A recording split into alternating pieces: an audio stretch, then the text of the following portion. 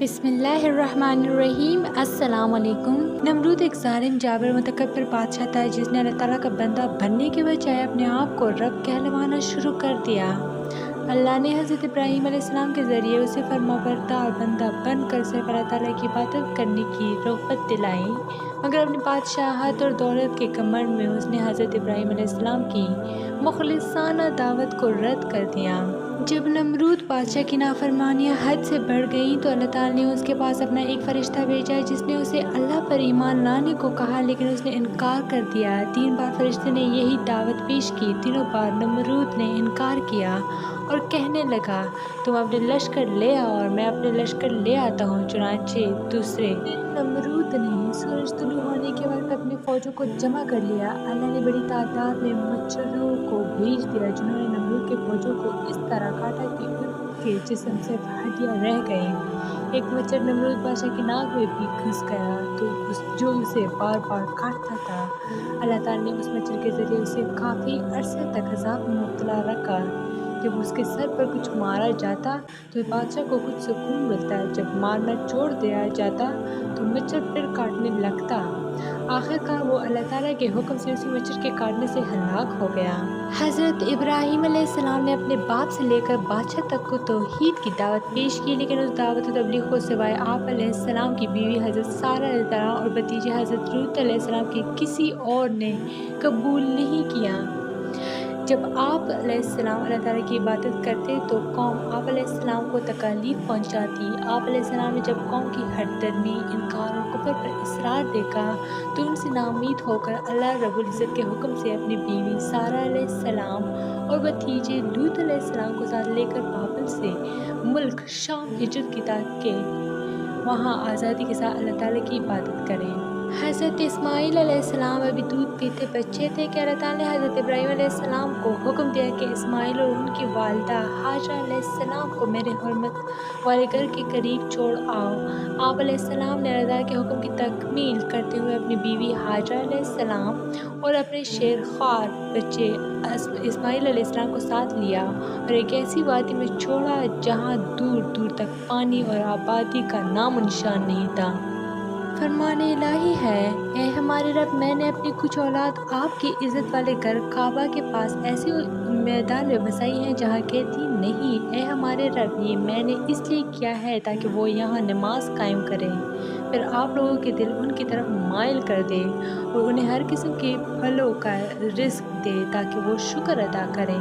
हदीस रसूल अकरम सल्लल्लाहु अलैहि वसल्लम है, हज़रत इब्राहीम अलैहिस्सलाम हज़रत हाजरा और उनके साहबजादे हज़रत इस्माईल अलैहिस्सलाम को लेकर मक्का मुकर्रमा पहुँचे। हज़रत हाजरा अलैहिस्सलाम हज़रत इस्माईल अलैहिस्सलाम को दूध पिलाती थीं। आप अलैहिस्सलाम ने उन्हें बैतुल्लाह के करीब उस जगह पर बिठा दिया जहाँ आब ज़मज़म है। उस वक्त मक्का में ना तो पानी मौजूद था और ना ही कोई इंसान।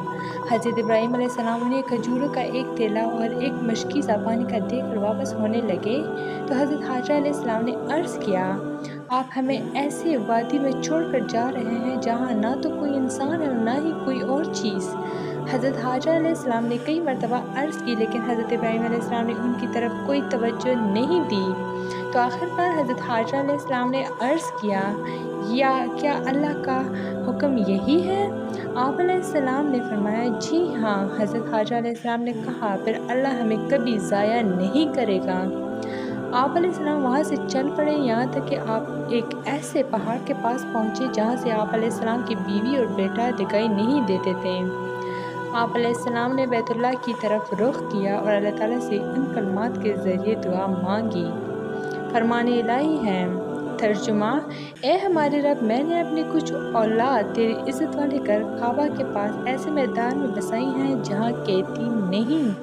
हज़रत हाजरा अलैहिस्सलाम हज़रत इस्माईल अलैहिस्सलाम को दूध पिलाती रही और मश्क में से पानी पीती रहीं यहाँ तक कि पानी ख़त्म हो गया और उन्हें खुद भी और बच्चे को भी प्यास लग गई। जब उन्होंने बच्चे को देखा कि प्यास के मारे तड़प रहा है तो वो करीब ही सफ़ा पहाड़ी पर चढ़े कि शायद कोई इंसान नज़र आ जाए, उससे पानी मांग ले, लेकिन कोई दिखाई नहीं दिया। फिर वो वहाँ से उतरे और नीचे की जगह से होते हुए मरवा पहाड़ी पर चढ़ी।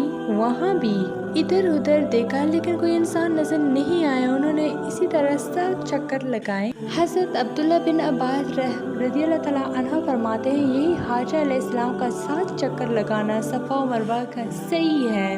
7 چکر پر جب حاجہ علیہ السلام مروہ پر چڑھی تو ایک آواز سنی تو آپ علیہ السلام نے عرض کیا اے اللہ کے بندے، میں نے تمہاری آواز تو سنی ہے، کیا تم ہماری کچھ مدد کر سکتے ہو؟ آپ علیہ السلام نے دیکھا کہ جہاں اس وقت زمزم کا کنواں ہے وہاں اللہ کے فرشتے حضرت جبرائیل علیہ السلام نے اپنے پر مار کر زمین کھود ڈالی اور وہاں سے پانی نکل آیا۔ حضرت عبداللہ بن عباس رضی اللہ تعالیٰ عنہ فرماتے ہیں کہ اللہ کے پیغمبر صلی اللہ علیہ وسلم نے فرمایا اللہ اسماعیل پر رحم فرمائے، اگر وہ زمزم کو اپنے حال پر چھوڑ دیتی تو یہ ایک بہتا ہوا چشمہ بن جاتا۔